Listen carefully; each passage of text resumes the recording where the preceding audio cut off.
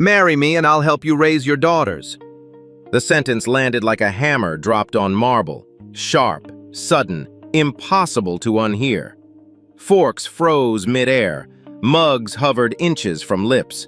Someone behind the espresso machine whispered something that sounded like, "Did she just—" And then the room went very, very quiet. Marcus Webb blinked. Once. Twice. He looked up from the corner table where he'd been sitting for all of 11 minutes, just long enough to get the girls settled, get the menus open, and feel for one short window on a Saturday morning in Austin like a regular father with a regular weekend ahead of him.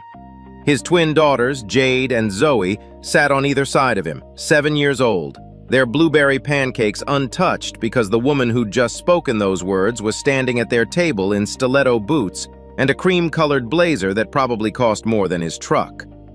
Vivian Hartwell. He knew the name the way most people in this city knew it, from magazine covers, from the business section, from the conference signs he'd driven past 100 times hauling equipment down South Congress.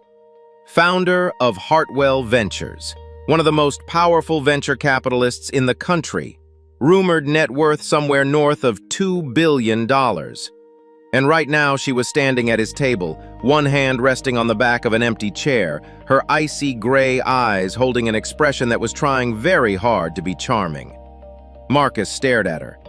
"What did you just say?" The murmurs in the cafe rippled and shifted. A phone camera lifted from a corner booth, discreet, but not discreet enough. Marcus felt the familiar tightening across his chest, that specific, practiced tension of a man who knows a room has changed around him and is deciding how to move through it. Vivian cleared her throat. Her confidence had slipped just one notch. "I said, marry me and I'll help you raise your daughters." Jade looked up at her father. Her voice was very small. "Daddy, is she being serious?" Marcus didn't answer right away. He set his coffee down. He rose from the chair slowly, deliberately, the way a man rises when he wants to make sure every inch of what he's about to say is heard. He looked at Vivian from her boots to her blazer to the table across the room, where 3 people in expensive clothes sat watching, one of them already smiling into a champagne flute at 10 in the morning. "Oh," Marcus said, his voice low and level. "I see." "Marcus," Vivian started. He cut her off with a look, not anger, something colder than anger. "You don't know me," he said.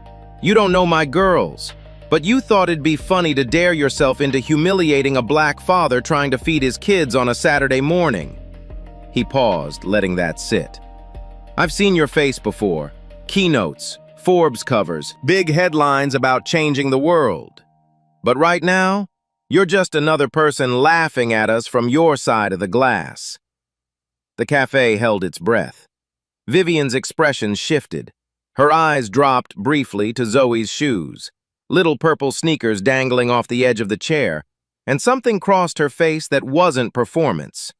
But it came too late.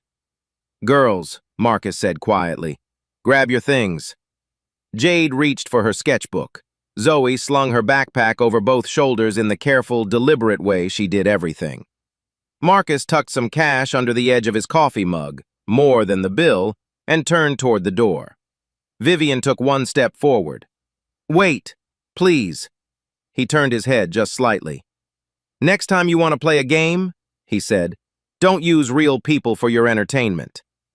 Then he pushed the door open, and the 3 of them stepped out into the Saturday morning light of East Austin, the sound of the cafe bell fading behind them. Vivian didn't move. Her friends had stopped smiling.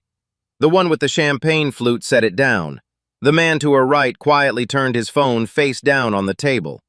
The barista, who hadn't acknowledged Marcus once since he'd walked in, approached her now with careful steps. "Ma'am, can I get you anything?" Vivian didn't answer. Outside, Marcus paused at the corner crosswalk, one hand on each daughter's shoulder. Zoe looked up at him. Her voice was barely above a whisper.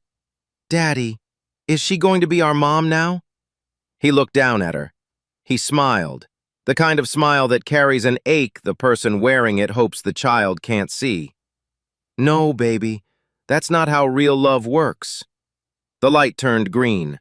They crossed the street, and behind them, through the cafe window, Vivian Hartwell stood alone in the middle of the room she'd just made very small. She drove herself home. No driver. That was the first thing she changed. She'd sent Daniel a text before she'd even made it back to her car. "I've got it today," and walked the 3 blocks to the parking garage alone, heels clicking against concrete, the sound of her own footsteps suddenly very loud. At the penthouse, everything was too white, too ordered, too quiet. Her assistant had messaged 3 times about a board call. She turned her phone face down on the kitchen island and poured herself a glass of sparkling water she didn't drink. She sat for a long time. The thing she couldn't shake wasn't embarrassment. She had been embarrassed before and moved past it like weather. What she couldn't shake was the look on that man's face. Not rage, not even contempt exactly, just clarity. A man who saw her completely in one moment and declined to pretend otherwise. She couldn't remember the last time someone had done that. She opened her laptop, typed his name, Marcus Webb, Austin Landscaping. A business website came up, clean, simple. A photo of a crew in neon vests at sunrise, a new courtyard park coming to life behind them. His name was in the footer, Marcus Webb, owner and operations lead. She scrolled. A community page on Facebook, mostly private. One post from 2 years ago that wasn't. 2 girls in Halloween costumes, a bumblebee and a robot, grinning wide in the amber light of a porch. No filter, no caption except 4 words. 2 reasons I get up. Vivian stared at the screen until her vision blurred. She didn't sleep. The next morning, she didn't go to the office. She typed the address of an active city landscaping contract, one of 3 projects Marcus's company was currently running downtown, into her phone and drove there herself. No blazer this time, just dark jeans and a jacket she'd owned for 10 years and never worn because it wasn't impressive enough for anything. The job site was a courtyard renovation behind a new library branch on the east side. Men moved with easy confidence around her. Equipment, measurements, sod rolls, gravel. And Vivian walked into it all feeling exactly as out of place as she deserved to feel. A foreman intercepted her. "Help you find something?" "I'm looking for Marcus Webb." The man studied her for a moment, then jerked his chin toward the far end of the site. "Back by the drainage wall. Try not to lose those shoes." She found Marcus crouched near a retaining structure, checking the alignment on a new stone border. He saw her before she reached him. His face went completely neutral. He didn't speak, just stood, pulled a rag from his back pocket, wiped his hands, and waited. "I came to say I'm sorry," Vivian said. "You said enough yesterday." "I know, that's why I'm here. Because I said enough yesterday and none of it was right." Marcus looked at her steadily. "You can't just make that right, Miss Hartwell." "I'm not trying to make it right," she said. "I'm trying to stop pretending it wasn't wrong." He exhaled. His jaw shifted. "You humiliated me in front of my kids. You turned me into a punchline. You walked into a cafe and picked me out of the room like I was a prop for your morning entertainment. And you didn't even see it. That's what I can't explain to you. You didn't even see it." Her voice dropped. "I know." "I don't need you to know," he said. "I need you to understand there's a difference." She stood there. The sound of work moved around them, metal on gravel, the low thrum of a compactor somewhere behind the fence. "I didn't mean to hurt you," she said finally. "I know." His voice had lost its edge but not its weight. "You meant to get a laugh. That's almost worse." He turned back to his work. She stood for another moment, then reached into her jacket pocket and pulled out a folded envelope. She placed it on the flat top of the nearest toolbox without a word. Then she walked back the way she'd come, her shoes sinking slightly with each step, her chest heavier than when she'd arrived. That night, Marcus sat at his kitchen table long after the girls were asleep.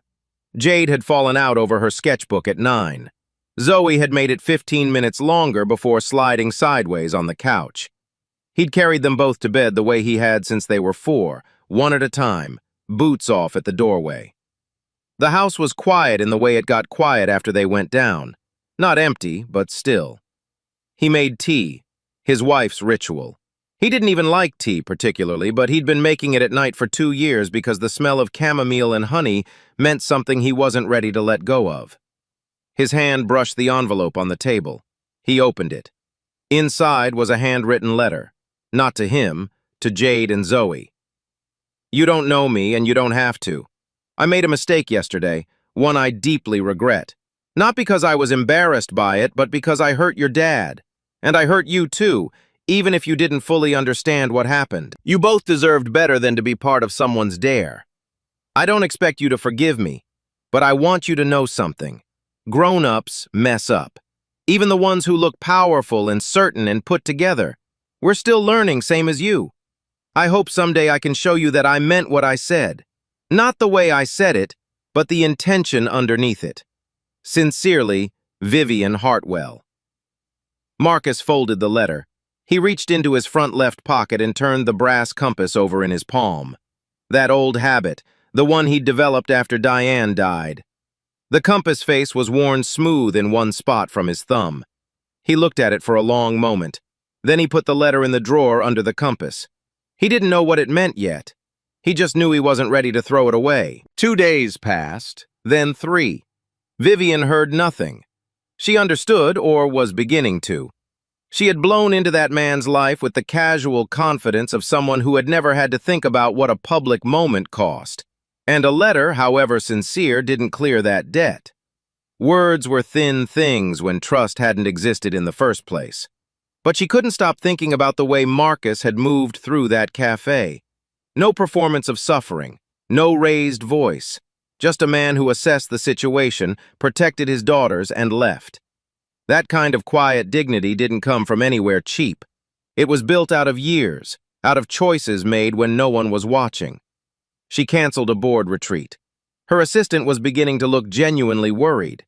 On Thursday morning, Vivian sat at her kitchen island with black coffee and a blank message screen. She knew what she wanted to say. She didn't know how to begin. So instead, she closed the laptop and picked up her phone and dialed the number on Marcus Webb's company website. A woman answered, polished, brisk. Webb Grounds and Landscaping, this is Carol. I'd like to speak with Mr. Webb, please. This is Vivian Hartwell. A pause, then hold music, then a click. Charlotte Whitmore. It wasn't his voice, but before she could correct the name confusion, he spoke again. Vivian Hartwell. Yes, her voice steadied. Marcus, I know I probably shouldn't be calling again, but I was wondering, can we talk? Not about the apology, not about me, about your daughters. Silence. She waited, certain he'd hang up. Then, why? Because I meant what I said. Not the way I said it, but the offer underneath it. I have access to programs, resources, opportunities that should be in front of girls like yours, and they aren't, because of how the system decides whose children deserve visibility. I'm not calling to buy your forgiveness. I'm calling because I've spent 2 days thinking about the word your daughter said. She paused. She asked if I was serious. Another silence. Zilker Park, he said finally. Saturday morning. Bring your own coffee. No cameras. Deal. Saturday arrived cool and bright. That particular Austin autumn that felt more like gift than season. Vivian got there 15 minutes early. She wore jeans, a gray sweatshirt, no jewelry except a watch she'd had since college. 2 coffees in a recycled tray. No driver. Nerves she hadn't felt in a boardroom in years. Marcus arrived on time. Jade and Zoe came in ahead of him, already running for the playground in their bright jackets, Jade calling something back over her shoulder about the climbing wall.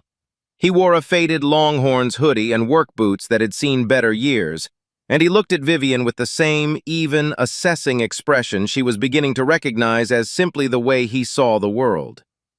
Morning, she said, handing him a cup. Thanks. He sat on the bench. She sat beside him, leaving a careful distance. For a few minutes, neither of them spoke. The playground filled with the specific music of children, shrieks, negotiations, the thud of sneakers on wood. Jade had already recruited 2 strangers into some kind of chase game.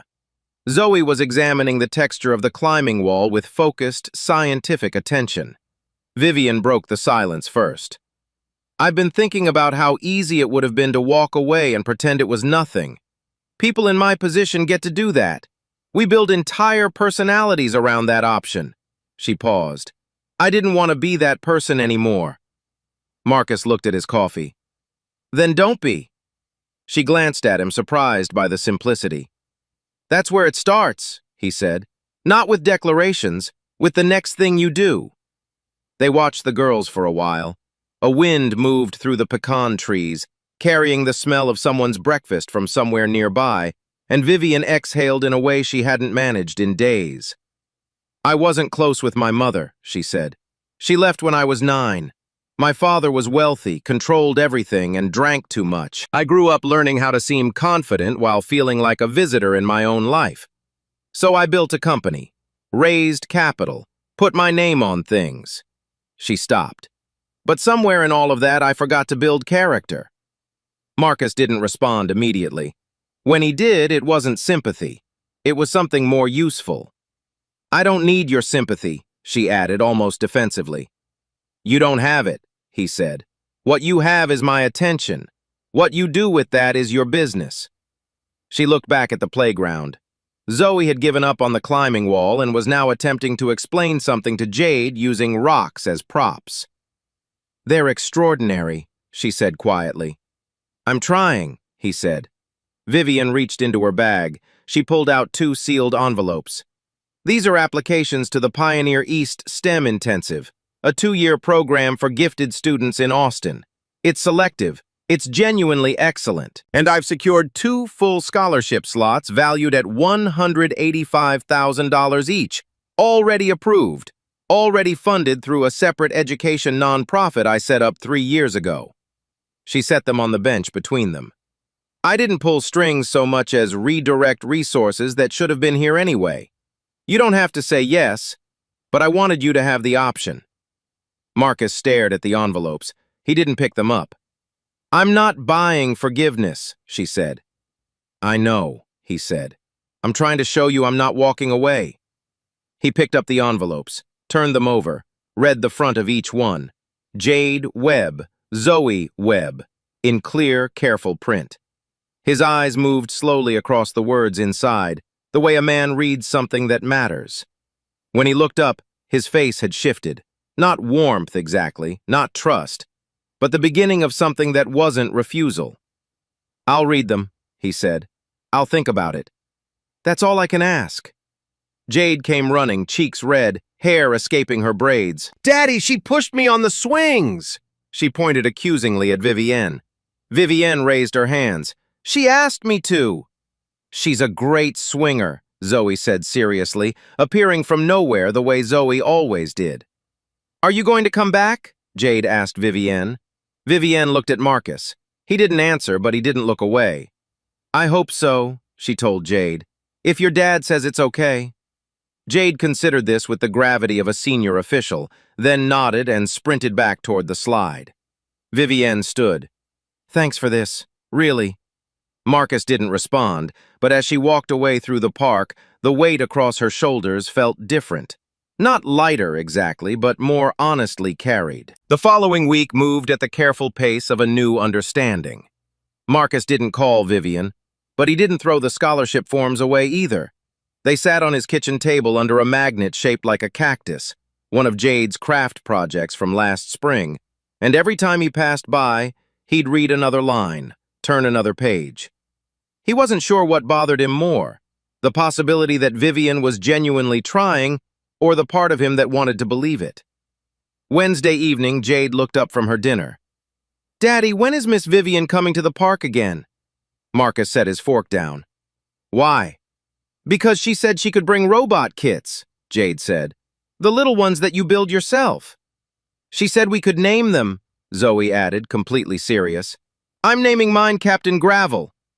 Marcus couldn't suppress the laugh that came out of him. "We'll see," he said, which both girls had long since decoded as not yet but possibly. That night, after they were asleep, he opened his laptop and searched the Pioneer East program. It was real, genuinely impressive. Alumni lists included engineers, scientists, a 14-year-old who had filed her first patent. The kind of place that took kids seriously before the world got around to it. He thought about what Diane would have said. She would have pushed the forms across the table and said, "Marcus, these are your daughters. Do the math." In the morning, he composed a short email. "Ms. Hartwell, thank you for the coffee. I've been reviewing the program. If you have time, I'd like to talk more. Come for dinner Saturday. Nothing fancy, just home." Her response came in 40 minutes. "I'd be honored. What can I bring?" He typed, "Just yourself. The girls will handle the rest." That Saturday, Marcus made what he did best. Smoked chicken, collard greens simmered with smoked turkey, and cornbread with honey butter. The kitchen smelled like every good Sunday from his childhood compressed into one warm evening. Jade and Zoe set the table with the focused intensity of people executing a high-stakes mission, debating napkin placement with genuine seriousness. "Should we use the real plates?" Zoe asked. "Yes," Jade said, already opening the cabinet. "It's not a date," Marcus said, mostly to himself. "She's a girl and you're a boy," Jade said in the tone of someone reporting an observable fact. "And you made the special chicken. Do y'all want dessert later or early bedtime?" They scattered to the living room just as the doorbell rang. Vivian stood on the porch holding a bottle of sparkling cider and a box under her arm. She wore dark jeans, a flannel shirt in blue and green, and her hair was down for the first time he'd seen. Loose, a little wind-tossed. She looked, Marcus thought, like someone who'd spent the afternoon trying to figure out how to seem normal, and had almost pulled it off. "I wasn't sure what to bring," she said, "so I brought games. I figured that was either perfect or a disaster." "It's perfect," Marcus said, stepping back to let her in. It was. Within 10 minutes, the table was loud with opinions, spilled juice, and Jade's evolving interpretations of the rules of trouble. Vivian ate 2 full plates of food and complimented every dish with the specific sincerity of someone who genuinely meant it. Marcus almost smiled. After dessert, peach cobbler Zoe claimed she had mostly helped make, the 4 of them played 2 rounds of Pictionary, and Vivian turned out to be aggressively bad at drawing and aggressively competitive about it. And by the end, Jade and Zoe were laughing the way children laugh when they've forgotten to be careful. When the girls finally gave out from sugar and giggling and went to bed, Marcus and Vivian stayed at the table, the remnants of the evening between them. "You were good with them," he said. She smiled at her hands. "They make it easy." He looked at the empty cobbler dish for a moment. Then, "That day in the cafe, was it really just a game? All of it?" The smile faded, not replaced by defensiveness, but by something more honest. "It started that way, a stupid dare. We were all performing for each other the way people do when they've been successful long enough to mistake cruelty for wit. I picked you because you looked different.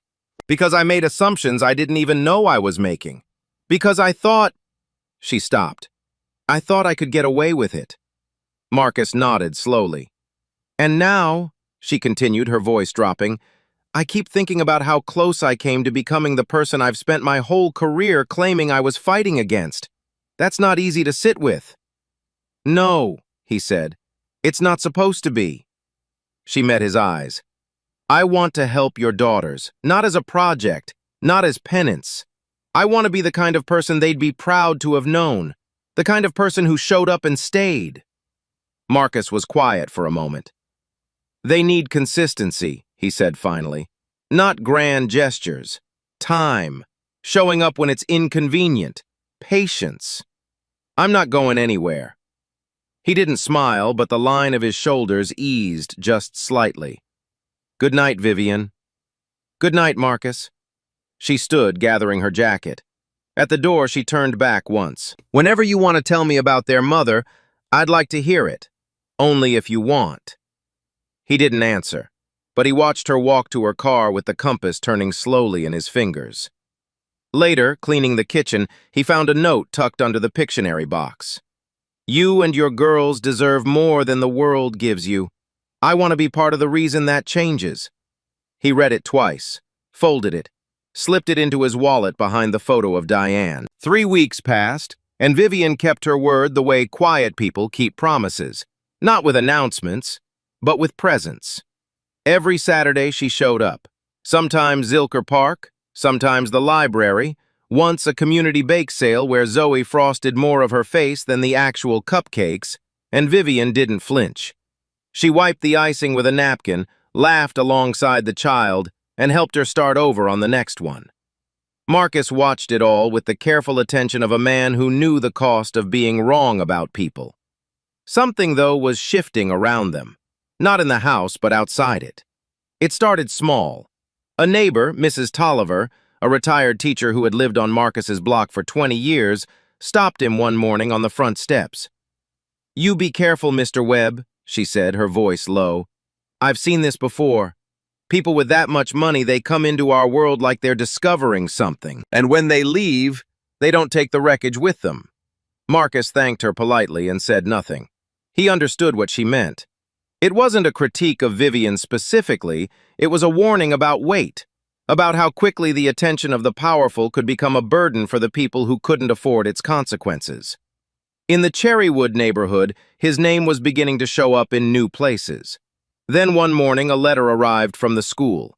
A parent had raised concerns, nothing formal, just awareness, about the attention surrounding his daughters, about the public profile developing around their family. No action required. Marcus read it standing at the kitchen counter, folded it, set it down. That evening, when Vivian arrived with a STEM activity kit she'd ordered for the girls, he met her at the door and didn't let her inside. "We need to talk," he said. She read his face immediately. "What happened?" "I've been getting looks, letters, questions. Do you understand what that means in my world?" "I do," she said softly. "But it shouldn't." "It does," he said, "and I need you to hear this, not as a criticism of who you are, but as a fact of what's happening around us. My daughters live in a neighborhood where being seen with someone like you doesn't just raise eyebrows. It raises risk, not because of your intentions, because of how the world decides what our relationship means before either of us says a word." Vivian sat down on the porch step. A long quiet settled between them, heavy but honest. "When I was in college," she said eventually, "I dated a man named Darius. Smart, funny, ambitious as anyone I've ever known. He was black. When my father found out, he didn't yell. He didn't threaten. He just quietly made sure Darius's internship offer at our family's investment firm disappeared. I never saw him again." She looked at her hands. "I told myself I had no power, but I did. I just used it to not fight. And now," she paused, "now maybe this is my chance to do something different. Not fix it, just not run." Marcus looked at her for a moment. "This isn't a movie," he said. "I know. There's no clean ending where everything just fits. I'm not looking for perfect," she said. "I'm just trying to show up." He sat down beside her on the porch step. Autumn in Austin smelled like cedar and turned grass and distant rain. "Then we do this my way," he said. "Slow, no headlines. You're a friend, not a benefactor, not a project, not a savior. The minute it becomes anything else, we stop." "Deal," she said without hesitation. The first real threat arrived wearing a good suit. A week later, the Pioneer East Innovation Center hosted its annual Minds and Makers Showcase. Local kids presenting prototypes, experiments, inventions. Marcus stood near the back wall, arms crossed, watching Jade and Zoe present a small robotic arm they'd built over 6 Saturdays of concentrated effort. The audience applauded. Jade took a bow. Zoe explained the engineering in calm, precise sentences that made the adults exchange impressed looks. Vivian was there, blending into the crowd in jeans and a t-shirt from a local maker fair. No one gave her a second look, except one person. Across the room, Reginald Chambers. Broad through the shoulders, gray at the temples, in a suit that cost more than most people in the room made in a month. He'd been Vivian's CFO until 18 months ago, when a quiet internal audit uncovered financial irregularities and a pattern of suppressed complaints from employees of color. She had pushed for the investigation herself, personally. He had never forgotten it. He crossed to her with the kind of ease that came from a man who'd spent decades walking into rooms and assuming they were his. Interesting crowd, he said pleasantly. Is this your charity project for the season, or are you pivoting to philanthropy full-time? Vivian didn't change expression. I'm watching children present work they built with their own hands, Reg. That's not charity. That's how the world actually improves. Chambers smiled thinly. Be careful, Vivian. You're not as protected as you think you are, and some of us have long memories about who you were before the guilt set in. He walked away. Marcus stepped to her side. Old friend? Old mistake, she said quietly. He's got pride where his ethics used to be. Don't worry about him. Marcus watched Chambers disappear toward the exit. The world is watching us differently now, he said. I know. You ready for what comes next? Vivian turned to him. I am if you are. They stood side by side as the showcase wound down. Not touching, no declarations, just two people from different worlds trying to build a third one somewhere in between. A place where the truth could breathe, where futures could begin. For a few weeks after that, life moved in a kind of guarded normalcy. Vivian kept her visits quiet. She showed up, did the work, stayed for dinner when invited. Jade and Zoe had begun calling her Miss V, which she pretended was no big deal, and which Marcus could see it very much was. The scholarship applications had been submitted. The girls were being considered, but Marcus had lived long enough to know that peace rarely lasted without someone, somewhere, trying to fracture it.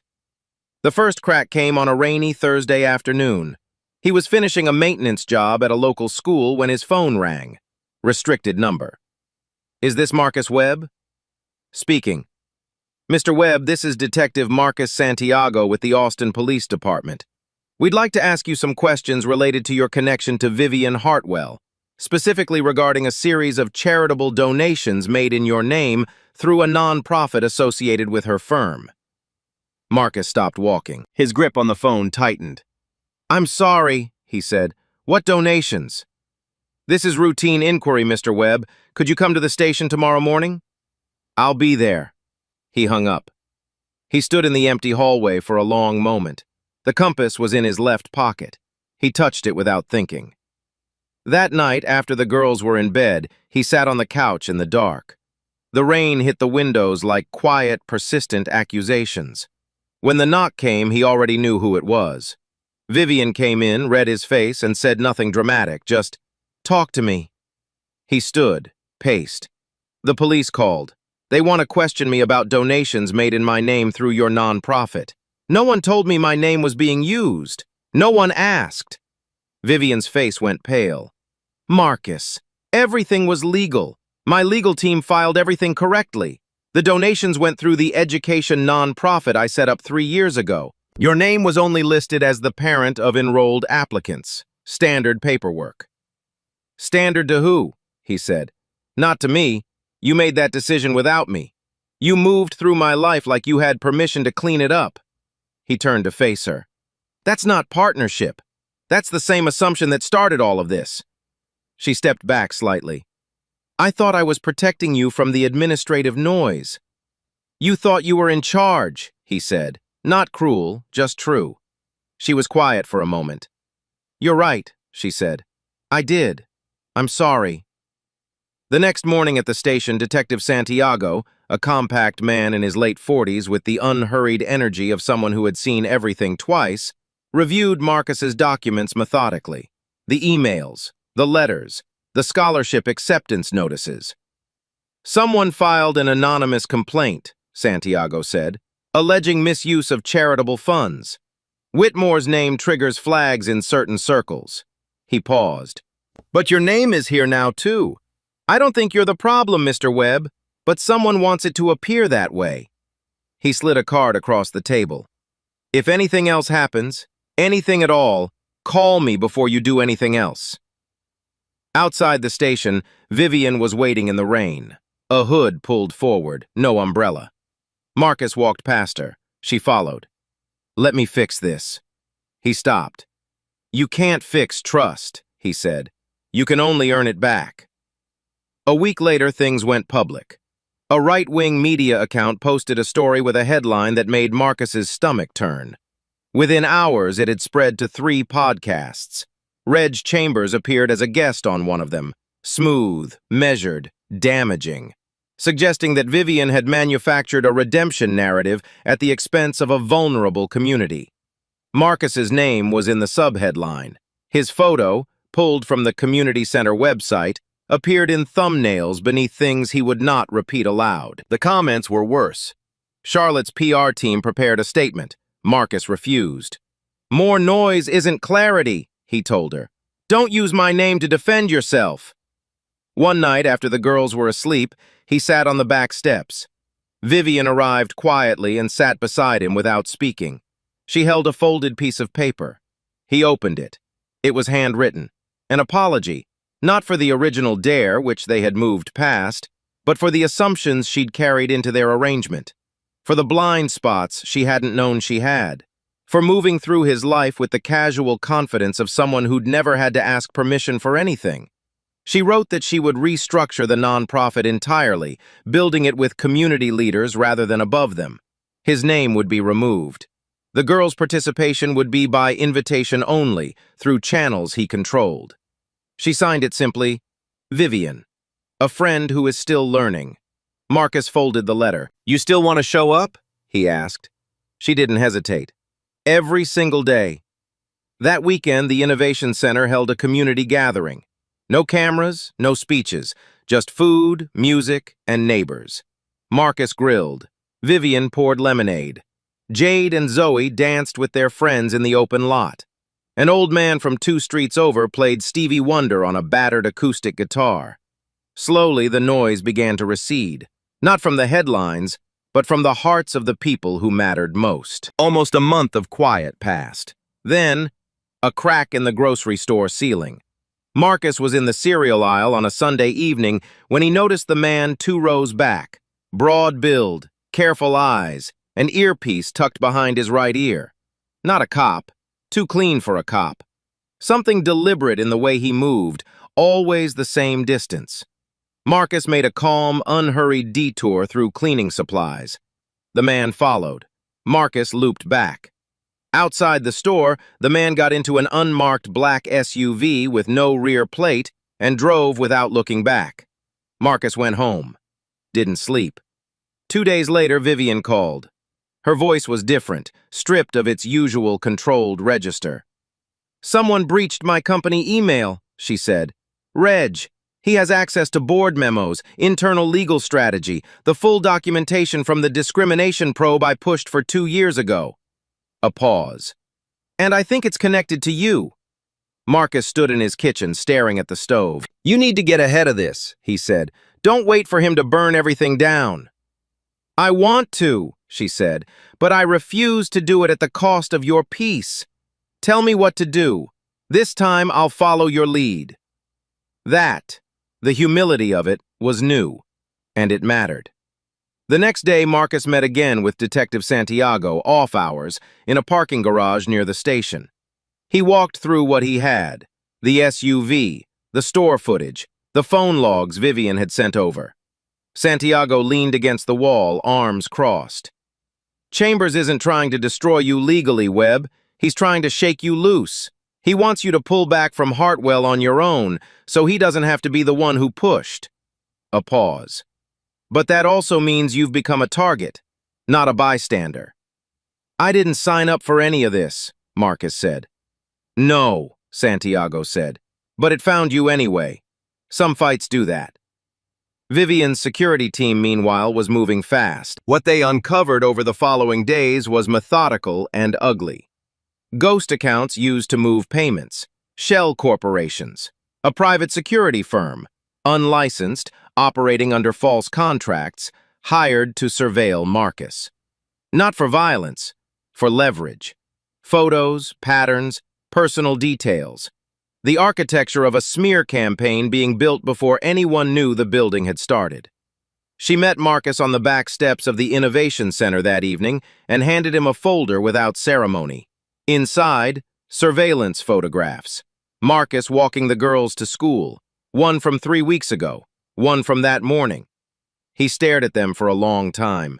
The image of Jade's backpack, Zoe's hand in his, The ordinary, irreplaceable life of a Tuesday morning. When he finally spoke, his voice was very quiet. "If something happens to my girls—" "It won't," Vivian said. "Not while I have anything to say about it." "You say that like you control everything." "I say it because I will fight harder than I ever have for anything." She met his eyes. "We make a plan, together. Your call on every decision." And so they did. 2 days before the planned announcement, a package appeared on Marcus's doorstep. No return address. Inside, a USB drive, a photograph of Jade and Zoe at recess, laughing, unaware, and a single typed line taped to the back. Are they worth it? Marcus didn't call Vivian. He didn't call Santiago. He sat in his kitchen from midnight to sunrise with the compass in his hand and the photograph face down on the table and the weight of everything pressing down on his chest. When the sun came up, he plugged the USB into his oldest laptop. The drive was empty. A scare tactic, nothing more. He drove Jade and Zoe to a friend's cabin 2 hours outside Austin, an old college teammate's place in the hill country, all cedar and limestone and the sound of wind through live oaks. He told the girls they were going on an adventure. He didn't tell them why. That night, by the fireplace, Jade looked up at him. "Daddy, are we hiding?" He looked at her, at the eyes that carried so much of Diane in them. "No, baby," he said. "We're resting, so we can stand back up." She smiled sleepily. "You always stand back up." "I try," he whispered, smoothing her curls. "I try." Back in Austin, Vivian stood before a quiet press conference. No teleprompter, just a podium borrowed from a church basement, local journalists, civil rights advocates, and cybersecurity consultants flanking her. She spoke not as a CEO. She spoke as a person who had chosen a side and was willing to pay for it publicly. She didn't name Marcus. She didn't make it personal. She talked about abuse of power, about the methodical silencing of truth, about how intimidation always begins in the dark before it reaches for the light. Her final line carried weight. When intimidation becomes the preferred tool of the powerful, silence becomes complicity.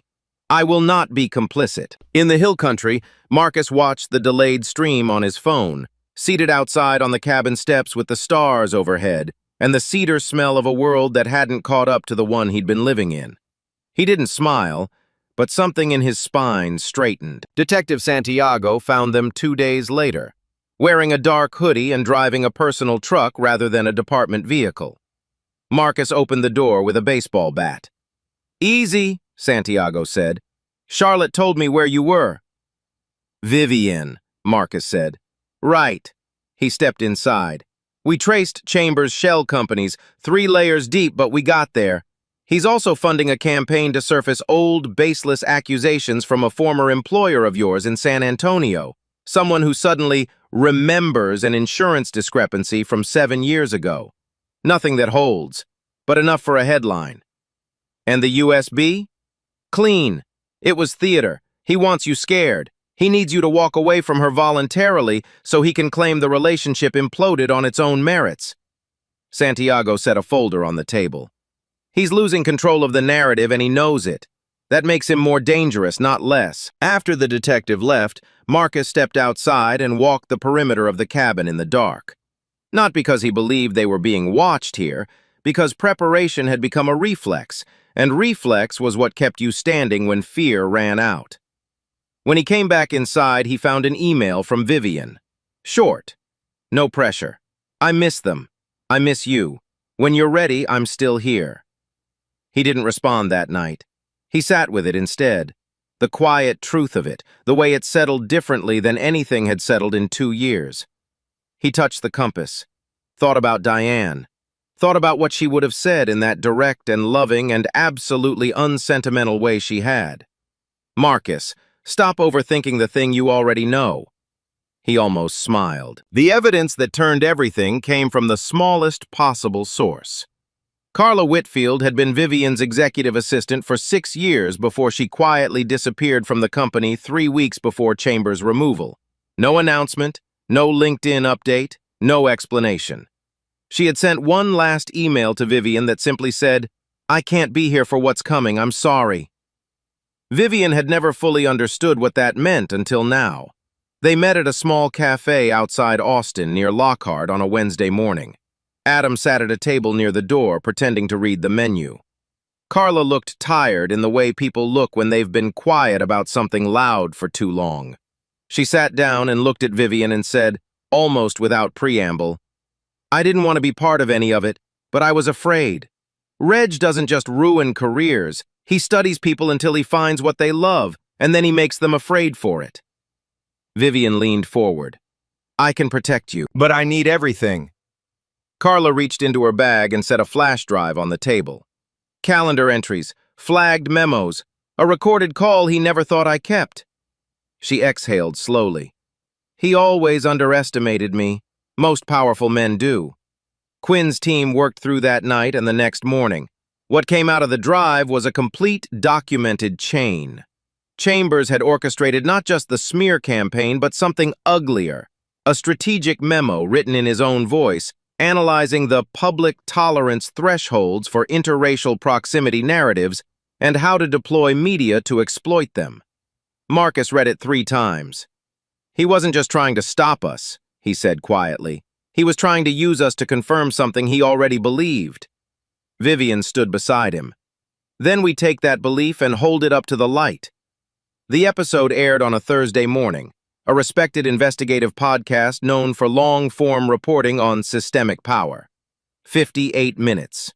Vivian, Marcus, Carla, a journalist who had been pressured by Chambers to kill an earlier story about him.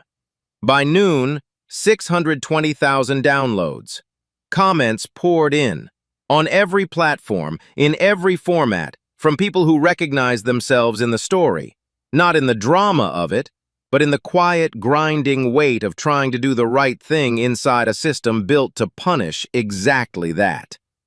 This isn't just about a CEO.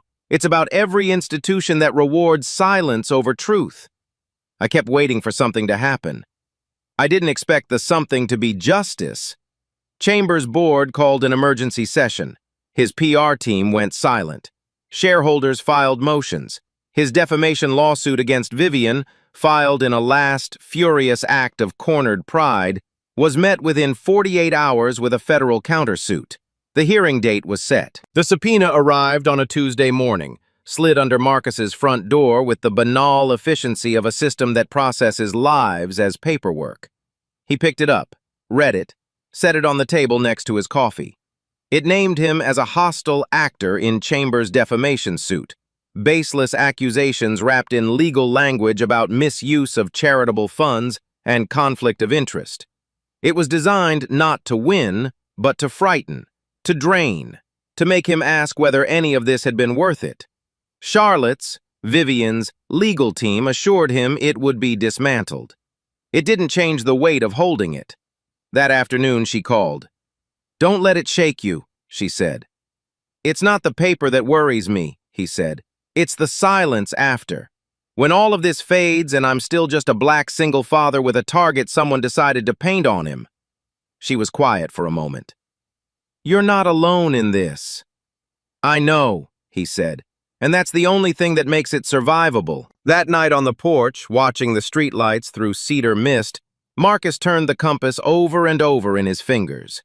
He thought about every time he'd chosen restraint over reaction. Every time he'd swallowed something righteous because the cost of expressing it was too high. He thought about the man at the courthouse parking garage who had stepped from the shadows and told him he didn't belong here. That single, ugly moment that Santiago had since traced to a private contractor linked to Chambers' accounts. "They don't get to chase me out of my own life," Marcus had said then. He meant it now. The deposition was held in a room that smelled like leather and filtered air. Chambers' legal team sat across the table with the polished patience of people who charged by the hour. Vivian sat beside Marcus, not touching him, but close enough that her presence was something he could feel like warmth from a fire. The questioning started soft. Background, employment history. Then it turned. "Mr. Webb," the attorney said, adjusting her glasses, "can you explain how a public marriage proposal, one that was, by all accounts, recorded by witnesses, led to your current proximity to Ms. Hartwell's professional and personal life? Marcus looked at her without flinching. I can. She made a mistake. She owned it. She apologized. And everything that came after, the scholarship, the community work, the friendship, was real. No game, no transaction, just two people trying to build something honest. The attorney smiled thinly. And isn't it true that Ms. Hartwell's public image improved substantially following her association with you and your community? Marcus held her gaze. If you're asking whether my presence in her life is a prop in someone else's redemption story, the answer is no. I don't perform for narratives. I protect my daughters and I tell the truth. That's all I've ever done. That's all this has ever been. The room was very quiet. Vivian's team had what they needed, and the rest was documentation. Receipts, timelines, server logs, the recorded memo from Carla's drive. By the end of the afternoon, what had begun as Chambers' offensive had become his evidence of guilt. The trial moved slowly through November. Each day built the frame around a truth that had always been there. That one man, with resources and connections and pride too large for accountability, had tried to use every available tool to erase two people whose only offense was refusing to be erased. Adam, Marcus, took the stand on the third day. He didn't use notes. He didn't perform. I'm not a saint, he began. I'm a father. I work hard. I love my daughters. And I believe every person deserves to live without fear that their skin will be used as a weapon against them. He paused. What Mr. Chambers did wasn't just unethical. It was deliberate, and it almost worked. The only reason I'm still standing here is because I chose not to stand alone. The jury deliberated for 4 hours and 20 minutes. Guilty. Defamation with racial targeting and intent to cause reputational harm. Obstruction. Chambers was fined $4, $8 million, stripped of his professional licenses, and barred from holding executive positions in any publicly traded firm. It wasn't incarceration, but it was public, permanent, and, for the first time in a long and bruising season, enough. They left through the back exit, not to avoid cameras, simply because they didn't need them. Marcus drove. Vivian sat in the passenger seat, quiet in the particular way she was quiet when she was genuinely at peace rather than performing peace. He drove south along the river road until he reached the address she had given him weeks ago, the second property, the one with the overgrown garden she'd stopped tending after Darius, after her father, after years of choosing success over stillness. He reached into his pocket and held up the key she had given him. He'd been carrying it beside the compass since the day she handed it over. You ready? She asked. Yeah, he said. The gate opened with a sound like something being released. The garden had changed. Wildflowers had come up along the stone path. Someone, Quinn, he suspected, had arranged 2 small Adirondack chairs beside the bench where Vivian used to sit alone. Along the fence, wooden carvings had been installed, shaped after the drawings Zoe had made in her sketchbook, turned into art by a local woodworker who had heard their story and wanted to do something with the feeling it left in him. They sat on the bench as the sun moved behind the live oaks. Vivian rested her head against Marcus's shoulder. What comes next? She said. Laundry, he said. School drop-off. Probably another lost tooth. She laughed, the real laugh, the one that came out only when she wasn't thinking about it. And after that? He turned to look at her. After that, we keep showing up. For them, for each other. Quietly, consistently. He paused.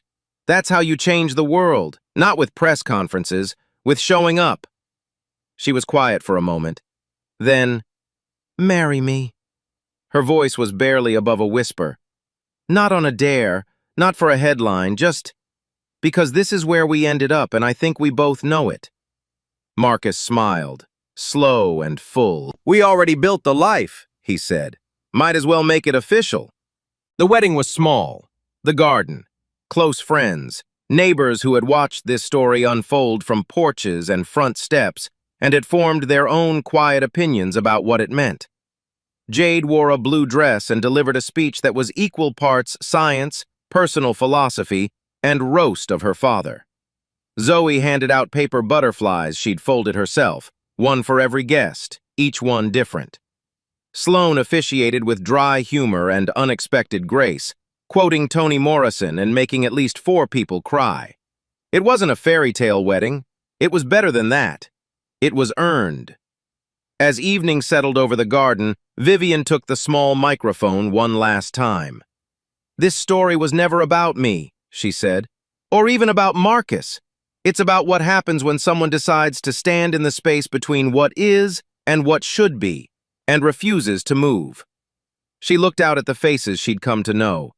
"We didn't win because we were louder. We won because we kept telling the truth, even when it cost us, even when no one was watching, even when no one clapped." She set the microphone down. Later, Marcus sat by the fire pit with Jade on one side and Zoe on the other, the stars coming out one at a time over the Texas sky. He reached into his pocket and set the old brass compass on his knee. Jade looked at it. "Where does it point now, Daddy?" He looked at the fire, at Vivian laughing with Sloane across the garden, at Zoe already half asleep against his arm. "Right here," he said.